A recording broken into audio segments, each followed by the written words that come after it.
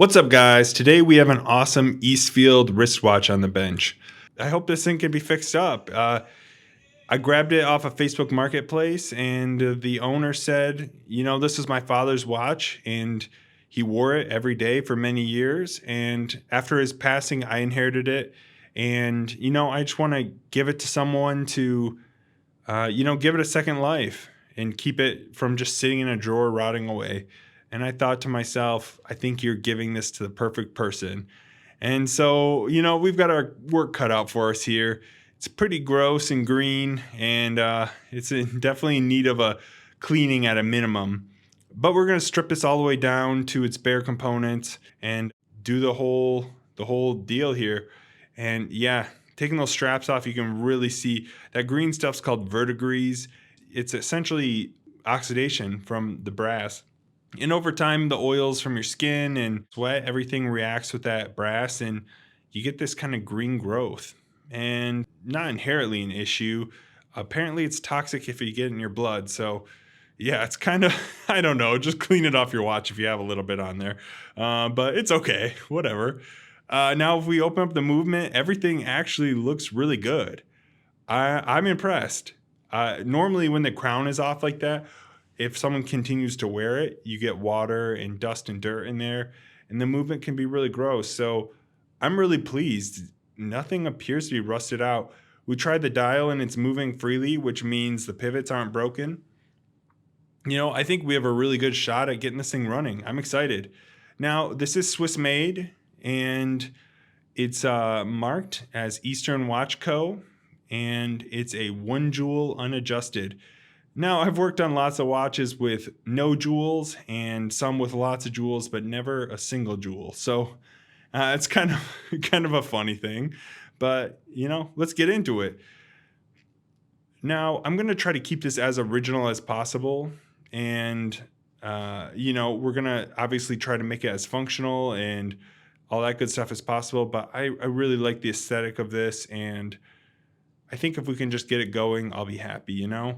And we'll fix it up as we go here. But first thing we're going to do is remove the second hand, and it's not running, so it's kind of out of alignment. I still want the hands on 12 o'clock so I don't have to worry about scratching the text on the front. But, as you can see, the second hand came off really easily. But like I said, putting the hands at 12 o'clock allows us to pry up those hands without worrying about scuffing up the lettering. I have had issues in the past where I've actually kind of rubbed off a little bit of the lettering, so I always try to avoid that as best as possible. You never know with an old watch how well those, that font is on there. So everything we can do to protect it, in my opinion, is a good thing. So we'll pull the hands off of there, and you can see those have kind of a cool gradient from silver to kind of a goldish tone as it gets close to the loom. I think that looks really cool. I'm not sure if that's from the heat treating or just from, aging over time and oxidation, but it's a cool look. Now we have a couple screws on the front, and these are dial screws. Normally you have them kind of on the side of the movement, or sometimes you have little tabs that fold over, but these ones are right through the front. Now as we pull things off here, you can see we have a washer dial and a dial washer, and we have our hour wheel coming up. Now this is a kind of cool movement. There's no minute wheel and a lot of the other wheels on the top for the keyless works. And our yoke here, which is a piece underneath the screw I'm removing, is not only the yoke but the spring. You can see it's one continuous piece, and I think that's really nice because it's a much larger component, but also you don't have the separate little spring that you have to worry about. So yeah, I'm team make things easy and make them less likely to be lost. So I think this is cool in my book. Moving on, we're gonna remove this kind of like I don't know what you want to call that thing, like a movement spacer or surround, that kind of ring that covers the sides. I'm sure that helps with dust and things like that, but it probably just takes up a little bit of space in the actual casing. So now we're going to remove the balance, and I've mentioned this in past videos. This is the most fragile part on the watch. The hairspring is super, super fragile and really easy to mess up. I watched a video once and the guy said you can bungle up that spring, and so now every time I remove this part, I think of the word bungle, which is, I don't know, I'm immature. But anyways, getting this out of there so we don't bungle up that spring. It's not the easiest one I've done, but I ended up just putting the tweezers in there and kind of spinning it out manually, and that seemed to do the trick. Now you can see here the fork is actually on its own bridge, which is nice. We have one screw there, and then we can pull that out, and we should have direct access to the fork. The fork bridge is actually on top of the main bridge plate, so it's kind of unique. All right, so going in there, we have a fork with no jewels, and the pins are kind of on the side of it, so it's really a unique fork as well. Now the click spring kind of wraps around, and then it touches the crown wheel instead of the ratchet wheel. And you can see this is kind of a 2-for-1 piece as well here. It's the spring and the click in one. I'm a fan. I think it's cool. It's really smart, and I'm sure that made this watch much more cost effective and easy to produce. Now we're going to remove the screw for the ratchet wheel. And generally it helps to put your finger down and hold that so it's not spinning backwards. But yeah, we got it out of there. And you can see the arbor for the spring barrel underneath of there, and that kind of slots into the middle. But yeah, we'll get into that here in a little bit. Now this screw is a reverse thread, and it is really on there. I mean, I'm pushing hard enough, I'm turning hard enough on that screwdriver that I'm worried about stripping it. And I've never had a watch component on that well, and it finally came off. But yeah, again, this is a reverse thread. It's kind of a righty loosey, lefty tighty situation, and yeah, the reason why they do that is because you don't want that screw to work out over time. Sometimes if you have two screws, they're normal thread, but usually when you have just that single screw, then it's opposite. Now you could see we had a pinion fall out the backside after we removed the stem. That's totally normal. All right, so normally what I'm doing is kind of looking around at the most efficient part to remove. And so there sometimes is a little bit of back and forth flipping, flip-flop in the movement from the watchmaker side or the dial side. But I'm going to pull out the set lever screw here. That's also what keeps the stem in the watch.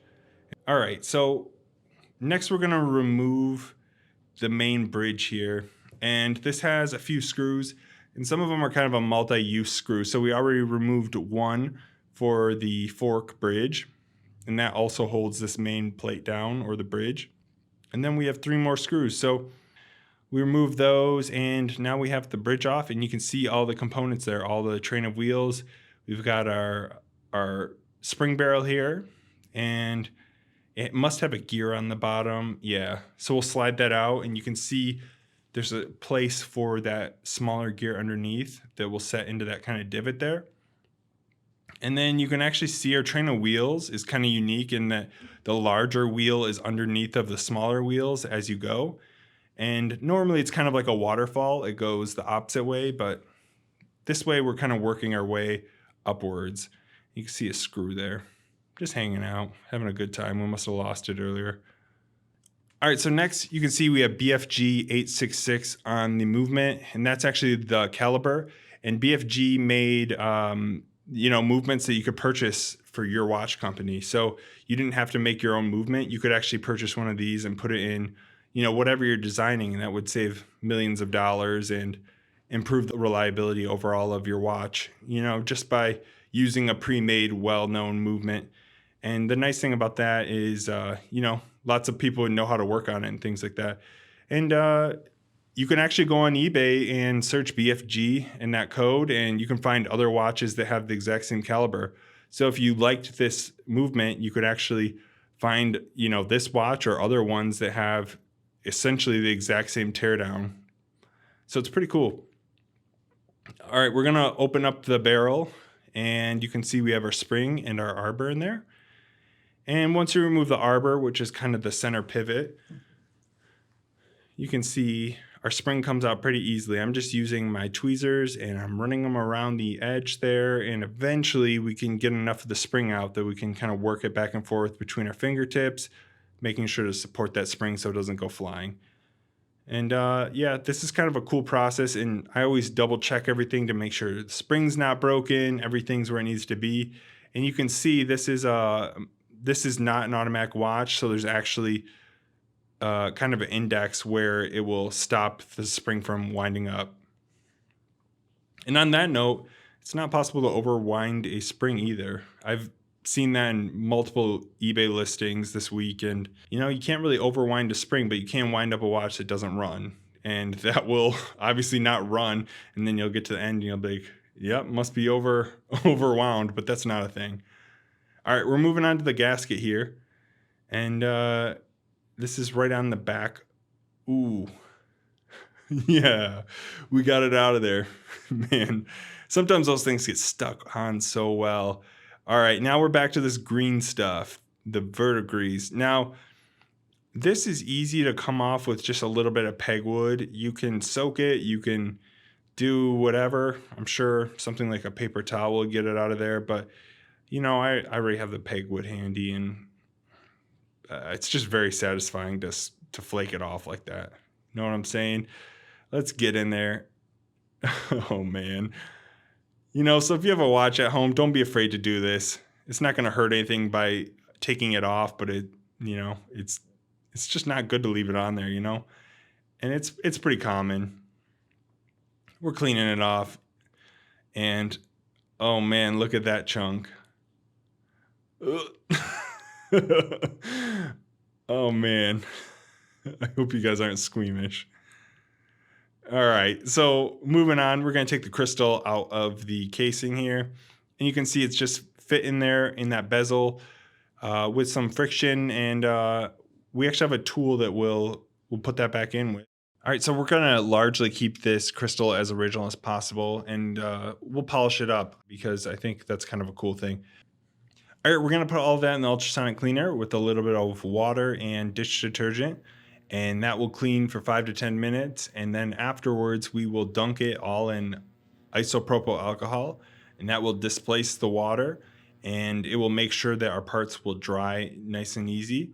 It will also act as kind of a final rinse as well, so that anything left on there will, come off. But yeah, I find this does a really great job, and it's a pretty cost effective, easy way to do things. Now, moving on to mainspring, we're going to take some watchmaker's paper here with some IPA. And again, we're just going to kind of use that to clean as we go here. And we're going to run it along the length of the spring. And then afterwards, you can see we got a little gunk off of there, but not too bad. We're going to run some grease along with our fingertips and spread that along the length of the spring. And that will give us a nice light lubrication along the entire thing. Now I'm adding a little grease inside of the barrel here. And we want just enough where we can reduce the friction, but not so much that, it's dripping and attracting dirt and things to get stuck in there. So just enough. A few little beads does it, that'll do the trick.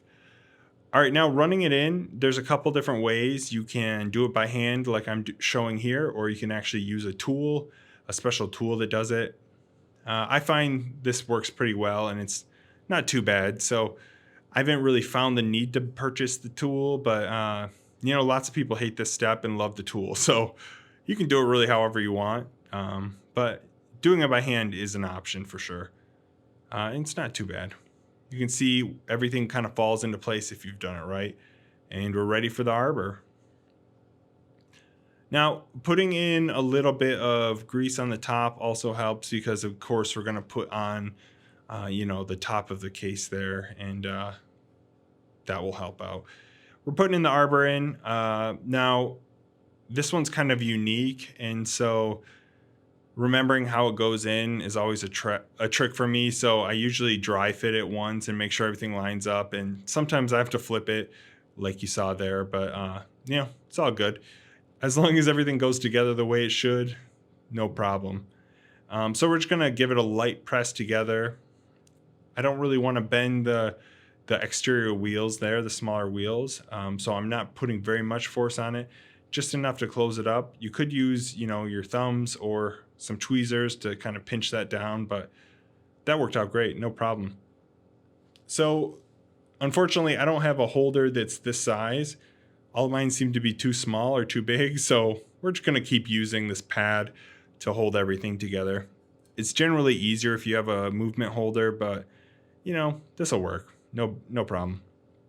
Now, one of the biggest issues with this movement is because there's no jewels, there's actually just small holes where the pivot should be in the brass, and they're really challenging to see with the naked eye. Like even under magnification, I was struggling. And so that just requires a little bit of, trying to remember where the spot is and then moving the pivots around until they fall into the hole. And so it was a little bit trickier than normal because usually you have kind of like that ruby red target that you can hit pretty easily. So I didn't love that, but it's really not a problem. So you can see just kind of going back and forth and having it fall out 100 times, but eventually we're able to get it lined up pretty well, and then it falls right into place. So you can see we got it here, and then, but we got it, no problem. So we're going to put this guy in there, and I'm not sure the technical term for this. It's kind of like a pinion bridge maybe, but essentially this piece is normally just part of the movement, and it's a separate component here, so that's kind of cool. But we want to make sure we get this in there because this will live between the two bridges. Yeah, so a couple screws there, no big deal, and we'll get that back into place. I did kind of like that because it's easier to clean inside of that piece, but yeah, normally it's just kind of built in. But yeah, so as we go, we'll put the bridge back in, or we'll put the barrel back in, and you can see it fits in nicely there. And then we're ready for the main bridge. Now, this has most of the pivots of the watch, and so it's a pretty large component with lots of things that have to line up perfectly. And so we're trying to make sure all those pivots go into their corresponding hole and, everything. So there's a little bit of back and forth and, leveling things out. One trick I actually learned working on the New Haven pocket watch, which is on my channel, is actually peeking through the side, and you can kind of position the pivots where they need to be with your tweezers, and that seemed to really help with this project as well.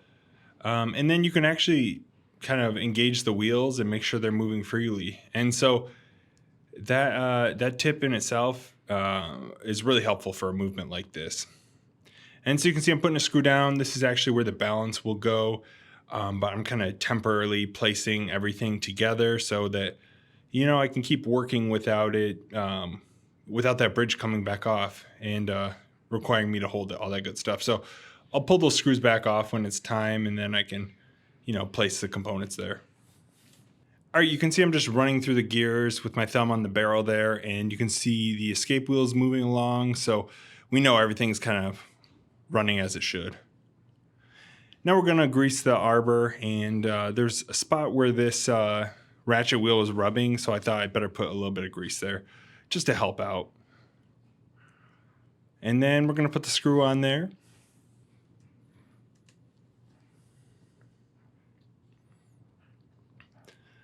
Now it's always helpful to put a finger on there so that you can keep it from spinning because, it will try to wind the watch up if you just use a screwdriver like you see here. But one test is to make sure that you feel resistance from the spring underneath. If you don't, then you probably put the spring in backwards or have a different issue. So next we're going to add in the crown wheel here. And again, we're going to put that big screw back in, and this is a reverse thread, remember? And so we're tightening up by going left, and we'll snug that down pretty well. And then you can see everything's linking together the way it should. Make sure that one's snugged as well, and we can move on to the fork. And so this fork is pretty interesting. The escape wheel is on the side of it instead of being behind like most of them I've worked on. But yeah, same idea. You line the pivot up here, just like the other wheels. And then this one has its own bridge, so that will go right on top. Now you can see one of the bridge screws that we put in earlier doubles as the fork bridge screw. So we'll pull that back out, and then we'll replace this bridge and make sure that pivot is lined up as best as we can. And then, we'll put that screw back in, and I'll wait to snug it down. We'll kind of go like 90% of the way, just in case that pivot isn't in perfectly. And that will buy us a little bit of wiggle room. So if, we miss or whatever, we can adjust without worrying about breaking that pivot, because it is a little one and it could easily snap. So you can see from the side, I'm just kind of wiggling it back and forth, making sure everything's working. And then when it's good, I'll actually press down, and then I'll give it that final kind of 10% tighten, and make sure it's right where it needs to be. All right, so now it's time for the click spring / click. And you can see, again, we'll remove one of the screws we put the bridge down with earlier, and we'll kind of put it through both pieces here. And just like that, we've got the click in place. And then we'll kind of go around and make sure it's interacting with the crown wheel.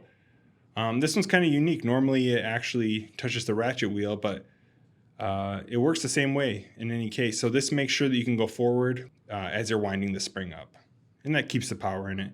Now we're testing out the fork, and it's snapping back and forth, so that's good news. When we put our balance in, the watch should run if everything's working, the way it should. And we're going to put our pinions in. That's our sliding pinion and winding pinion.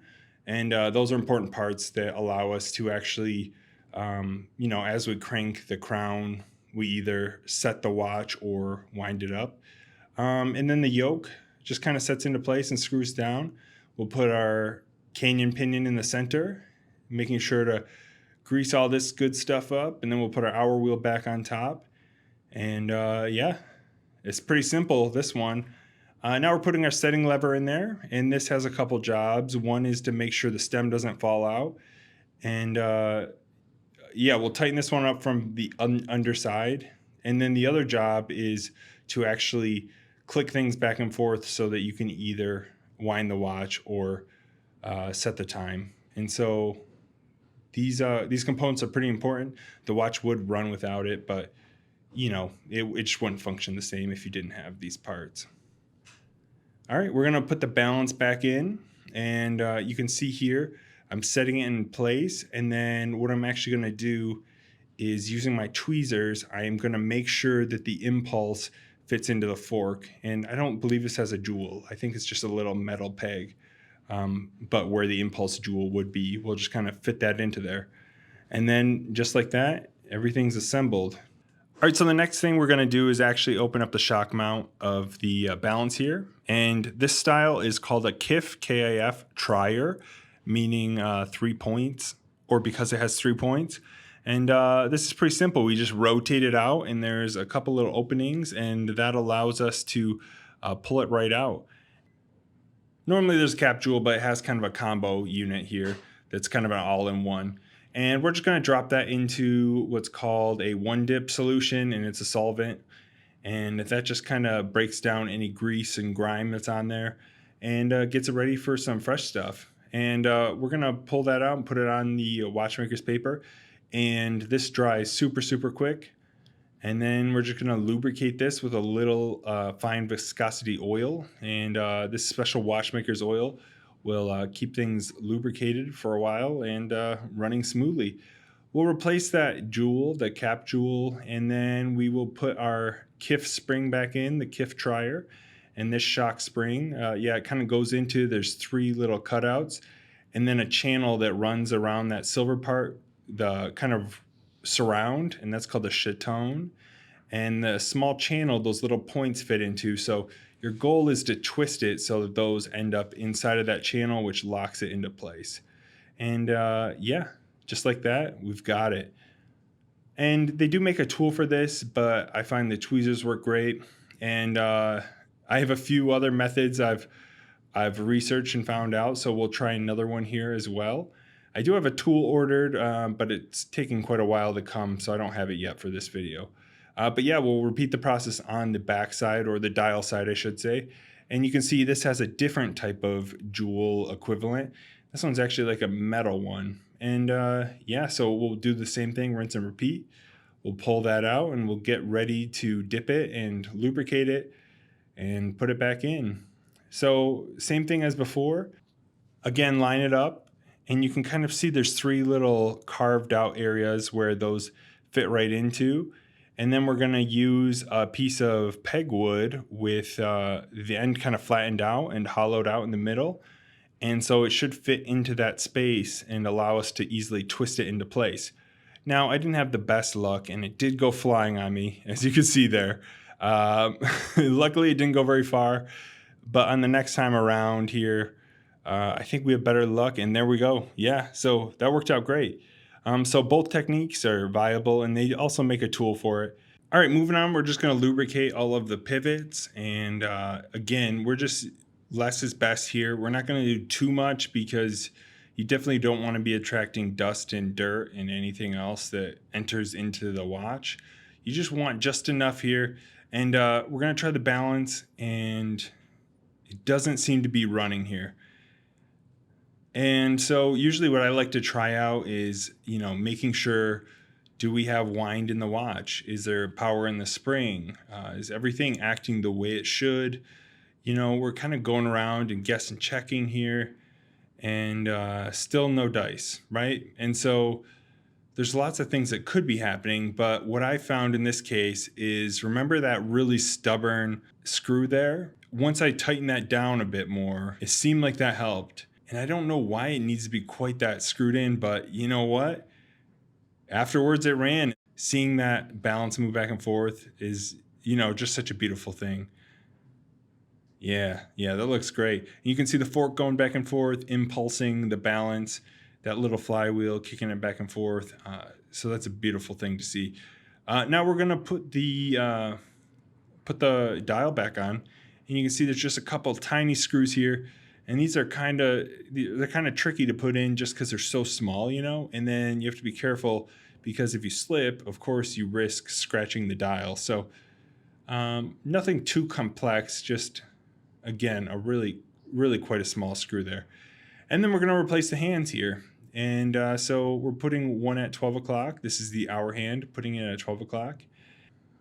You can see we're just going to press that down. And once we get that into place, just like that. The most important thing here is you want to make sure it's down far enough, but not so far down that it's going to be hitting things or scraping. You do have to make sure there's room for the minute hand, but again, you don't want that thing buried right down to the bottom where it's going to be rubbing and making the watch run poorly because there's so much friction.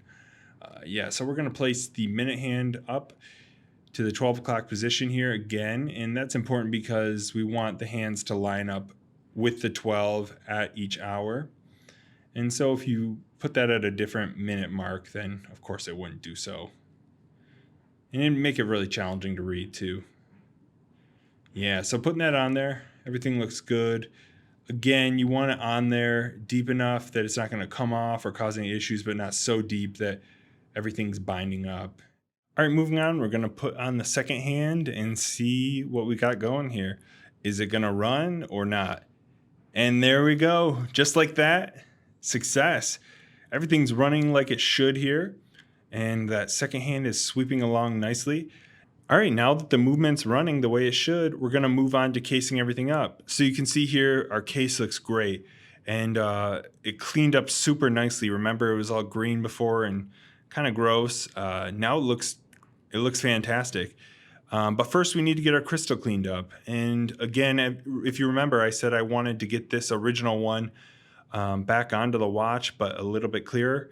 Well, what we're going to do is sand it down, and I'm using a sanding stick. This is a 5000 grit. You can start out with a little bit more aggressive, but I find this is a pretty good starting point. And it just kind of knocks off that top layer of scratches, smooths out the surface, and gets us ready for a polish. So we're going to do 5,000, and then after a few minutes of doing that, we'll switch to a 7,000, which is really quite smooth. And again, this just gets us ready so that when we add our polish here, we can get a nice glossy shine. And after a few minutes of that, everything's looking really good. It's nice and clear. It's reflecting light nicely. And you can see underneath of it is that kind of blue sticky stuff Rodico. I'm just putting that there because if you press too hard, you can actually crack the crystal. And so that just gives it something to support, and it also sticks to that pad nicely. So that's a nice tip. Okay, so you can see here, it's looking pretty good. We've got some deep scratches, but that's okay.